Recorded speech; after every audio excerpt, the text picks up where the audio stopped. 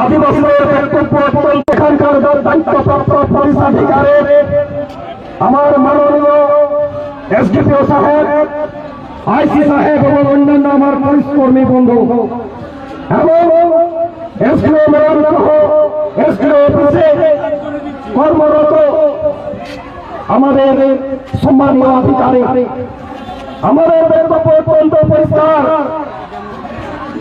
আমার মনে নেই যে লাস্ট হবে এসডি অফিসের গেটটা ভাঙা হয়েছিল, এটা আমাদের দুর্বলতা নয়, কারণ আপনি শুনে রাখেন এটা দুর্বলতা নয়। আপনাদের উর্দিটাকে অত্যন্ত সম্মান করে, উর্দিটাকে অত্যন্ত সম্মান করি বলে এখনো গেটটা ভাঙা পড়েনি।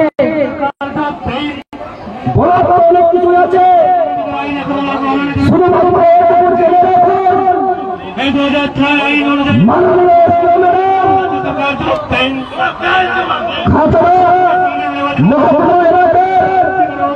আদিবাসী মানুষের জানার দরকার আছে।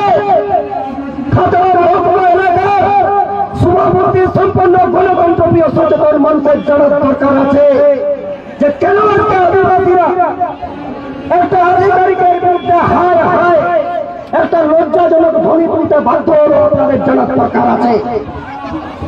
বলার অনেক কিছু আছে, শুধুমাত্র এটুকু আপাতত বলে রাখে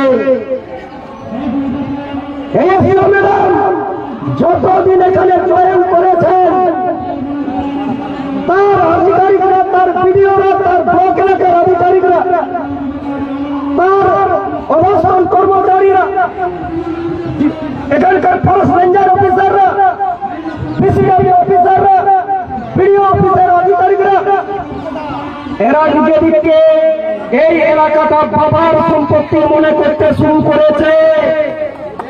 এটাই আমাদের অবজেকশন। এরা এখানকার আধিকারিক হিসাবে এসেছেন আমরা অতীতে মনে করি, কিন্তু জীবন জীবিকার অভিজ্ঞতা থেকে আমরা জেনেছি এরা নিজেদেরকে এই এলাকার বাবার সম্পত্তির উত্তরাধিকারী মনে করতে শুরু করেছে। আমি আন্দোলনকারীদের ভাষাই বলবো, আমি আন্দোলনকারীদের দৃষ্টিভঙ্গিটাই বলবো। প্রমাণ আছে এই আধিকারিকদের আইসি থেকে ভিডিও থেকে শুরু করে এই এলাকার ওদের আরো অনেক বাপ আছে, এই এলাকার অনেক বাপ আছে, ম্যাডামের অনেক পরামর্শদাতা আছে, উনি পুতুল হিসেবে উনি আজ্ঞাটা পালন করেন। উনার পরামর্শদাতা, উনার পাতানো বাবা মায়েদের, উনার পাতানো বাবা মায়েদের উনি আজ্ঞা পালন করেন।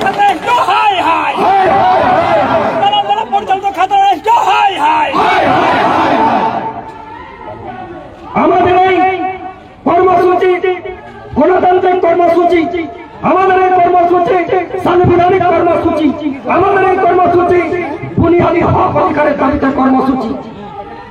আমি এখানকার দায়িত্বপ্রাপ্ত পুলিশ আধিকারিকদের করজোড়ে নিবেদন করব, গণতান্ত্রিক পদ্ধতিতে ডেপুটেশন আমরা দিতে এসেছি, আপনারা সেই ডেপুটেশনটাকে গণতান্ত্রিক রাখবেন না, সেটাতে মশলা মেশাবেন আপনাদের। কিন্তু আমরা এখন মনে করি আমরা গণতান্ত্রিক পদ্ধতিতে ডেপুটেশন দেব এবং আমাদের যারা প্রতিনিধি তাদেরকে সসম্মানে এসডিও ম্যাডামের এবং এসডিও ম্যাডামের সাথে কথাবার্তা করাবেন। অন্যথায় সেই আন্দোলনটা কোন পর্যায়ে যাবে আপনারা অপেক্ষা করুন। আমি আমার বক্তব্য দীর্ঘায়িত করবো না।